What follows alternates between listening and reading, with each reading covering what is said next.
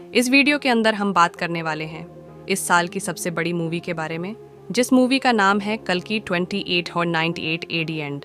इस मूवी की star cast की बात की जाए तो इस मूवी के अंदर प्रभास, कमल हसन, दीपिका पादुकोण, अमिताभ बच्चन, दिलकर सलमान, दिशा पटानी और एक्टर ब्रह्मानंदम जैसे कई सारे बड़े बड़े एक्टर्स हैं। और सही मायनों में देखा जाए तो इन सब की एक्टिंग की वजह से ये मूवी सच में बहुत कमाल की बनी है।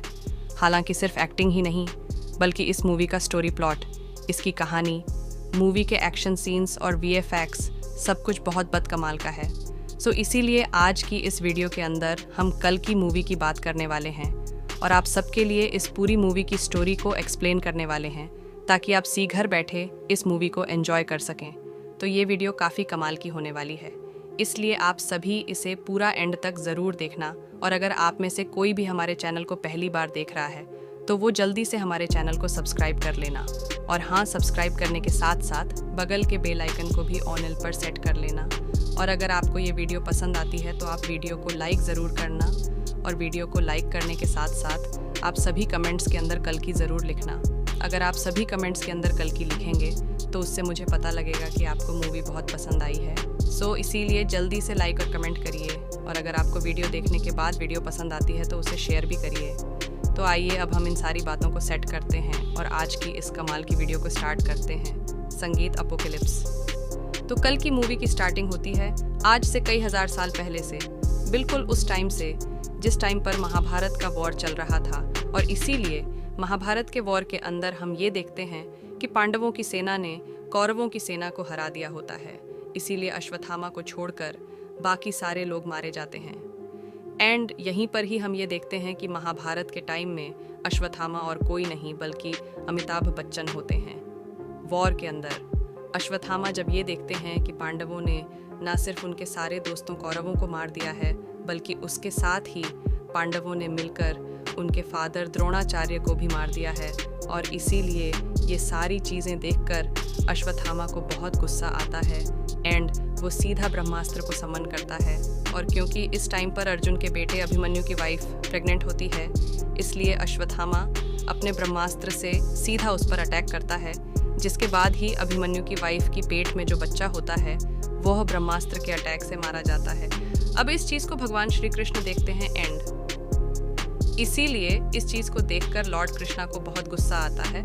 और इसीलिए पहले तो वो अश्वत्थामा को काफ़ी बीट करते हैं एंड फिर उसके बाद ही वो अश्वत्थामा को श्राप देते हैं कि अब उसे ना चाहते हुए भी जिंदा रहना पड़ेगा और वो बेशक से मरने की भीख मांगेगा, लेकिन तब भी वो जिंदा रहेगा। और जब तक पूरा कलयुग खत्म नहीं होता तब तक उसकी सांसें चलेंगी। लेकिन श्राप पलने के बाद ही अश्वत्थामा को ये रियलाइज़ होता है कि उसने बहुत ही बड़ी गलती कर दी है एंड इसीलिए वो लॉर्ड कृष्णा से कहता है कि अब वो अपनी गलती समझ चुका है, इसीलिए वो पश्चाताप करना चाहता है। और फिर ये सुनकर ही लॉर्ड कृष्णा उसे पश्चाताप करने का मौका देते हैं। यहीं पर ही लॉर्ड कृष्णा अश्वत्थामा को बताते हैं कि अब आने वाला जो युग है वो है कलयुग, और उसी कलयुग के अंदर कली होगा जो कि एक बहुत ही पावरफुल डीएम होगा और वो दुनिया को बर्बाद करके रख देगा। लेकिन फिर उसी को मारने के लिए भगवान श्री कृष्ण जन्म लेंगे, वो भी कल्कि अवतार के अंदर। लेकिन हाँ, जब कल्कि अवतार जिस माता के जरिए जन्म ले रहे होंगे, कल्कि उसी माता को जन्म लेने से रोकेगा ताकि कल्कि का जन्म ना हो सके। और इसीलिए उसी टाइम पर अश्वत्थामा को उनकी मदद करनी होगी और ये मेक श्योर करना होगा कि कल्कि अवतार का जन्म हो। अब ये सब होने के बाद ही 6000 साल बीत जाते हैं और 6000 साल बीतने के बाद ही कहानी प्रेजेंट में आती है। कहानी के प्रेजेंट टाइम में आने के साथ ही हम ये देखते हैं कि महाभारत वॉर के ख़त्म होने के साथ ही कलयुग की शुरुआत हो गई थी। और इसीलिए इस कलयुग के अंदर जितने भी लोगों ने जन्म लिया है उन सभी लोगों ने खुद को काफ़ी ज़्यादा इवॉल्व किया, वो काफ़ी ज़्यादा डेवलप हुए और उन्होंने बहुत ही एडवांस टेक्नोलॉजी भी बना ली। और सिर्फ यही नहीं बल्कि अपने अपने बचाव के लिए उन सब ने काफ़ी पावरफुल और एडवांस वेपन्स भी क्रिएट किए।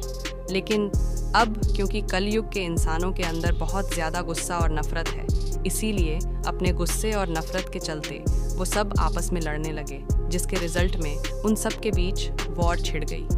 एंड उन सारी वॉर्स के अंदर उन्होंने ना सिर्फ एक दूसरे को मारा बल्कि एक दूसरे को मारने के साथ ही उन्होंने पूरी दुनिया को भी बर्बाद कर दिया। इसीलिए प्रेजेंट टाइम के अंदर हम ये देखते हैं कि अब पूरी दुनिया डिस्ट्रॉय हो चुकी है और इसीलिए पूरी दुनिया के अंदर सिर्फ एक ही ऐसा शहर है जो कि इस टाइम पर जीने लायक है। और उस शहर का नाम है काशी, जो कि इंडिया के अंदर है। इसके साथ ही यहीं पर हम ये भी जानते हैं कि असल में काशी दुनिया का पहला शहर भी है, यानी कि जब मानव सभ्यता बसना शुरू हुई थी तब उस टाइम पर काशी सबसे पहले बसाया गया था। यहाँ पर हमें पता लगता है कि काशी शहर को छोड़कर पूरी दुनिया के अंदर ऐसा कोई भी शहर नहीं है जो कि जीने लायक है, क्योंकि वो सारी जगह बर्बाद हो चुकी है। हालांकि यहाँ पर हम ये भी जानते हैं कि काशी के अलावा एक और ऐसा शहर है जो कि जीने लायक है, और उस शहर का नाम है संभाला। लेकिन हाँ, मूवी के अंदर बहुत ही कम लोग ये कि चंबाला शहर कहाँ पर है। स्पेशली इसके बारे में सिर्फ वही लोग जानते हैं।